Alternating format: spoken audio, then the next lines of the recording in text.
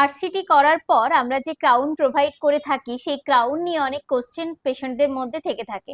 কোন ক্রাউনটা করলে ভালো হবে, কোন ক্রাউন বেশি দিন টিকবে, কোন ক্রাউন দেখতে কতটা ভালো হবে, কার স্টেবিলিটি কতটা, এই নিয়ে অনেক প্রশ্ন থেকে থাকে। আজকে এই প্রশ্নগুলির উত্তর নিয়ে আমার ভিডিও। নমস্কার, আমি doctor Shampa Das, consultant oral and dental surgeon. আজ আমার হাতে রয়েছে দু ধরনের ক্রাউন। তো এই দু ধরনের ক্রাউন কোনটি বেশি ভালো বা কোনটার কি বেনিফিটস আছে আর দুটোর মধ্যে কি ডিফারেন্স, এটা আমি আজকে বলবো। আচ্ছা, একটু ক্যামেরাটা সামনে আনতে বলবো।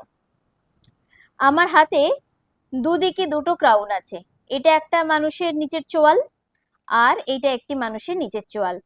তো এইটা হলো পিএফএম ক্রাউন, অর্থাৎ পোর্সেলিন ফিউজ টু মেটাল।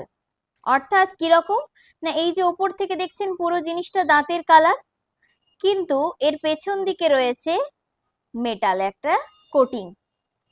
এটা হলো পিএফএম ক্রাউন।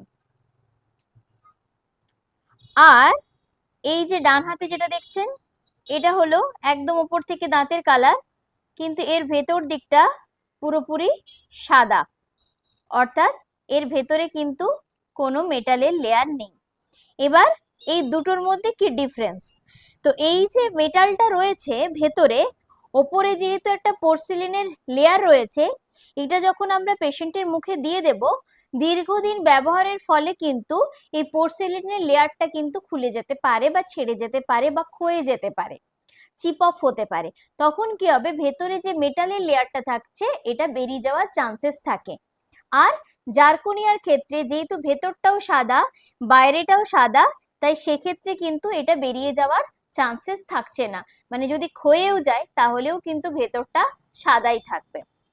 এরপর আসি সেকেন্ড পয়েন্ট, যে কোনটা বেশি শক্তিশালী, কার কতটা স্টেবিলিটি, কার কতটা স্ট্রেংথ। তো অবশ্যই জারকোনিয়া হচ্ছে বেশি স্ট্রেংথ এবং পোর্সিলিন দেওয়া এই পিএফএম ক্রাউনের স্ট্রেংথ তুলনামূলক কম।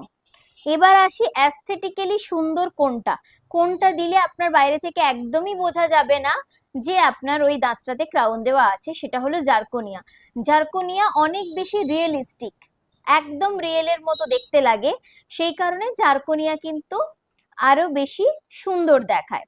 এবার আসি কোন ক্ষেত্রে জারকোনিয়া, স্পেশালি সামনের দাঁত হলে আমরা প্রোভাইড করেই থাকি জারকোনিয়া ক্রাউন, কারণ যদি পোর্সেলিনের লেয়ারটা খুলে যায় তাহলে কিন্তু ভেতরে ব্ল্যাক যে মেটালটা আছে বা কালো কালো বা স্টিল কালারের, এই কালারটা দেখা যায়, তাহলে কিন্তু সামনের দাঁতে দেখতে খারাপ লাগে। আর পেছনের দাঁতেও আপনি জারকোনিয়া দিতে পারেন, কোনো অসুবিধে নেই, তাহলে স্টেবিলিটিটা আরো ভালো হয়। স্ট্রেংথটা যেহেতু আমরা পেছনের দাঁতে চেবই, তাহলে সেক্ষেত্রে কিন্তু ক্রাউন ভেঙে যাওয়ার কোনো চান্সেস থাকে না। এবার আসি ডিফারেন্সটা কি না, অনেকটা বাজেট ফ্রেন্ডলি হচ্ছে পিএফএম। পিএফএম অনেকটা সস্তার ক্রাউন, যাতে আপনি ইউজুয়ালি সবাই ব্যবহার করতে পারে সাধারণ মানুষের জন্য।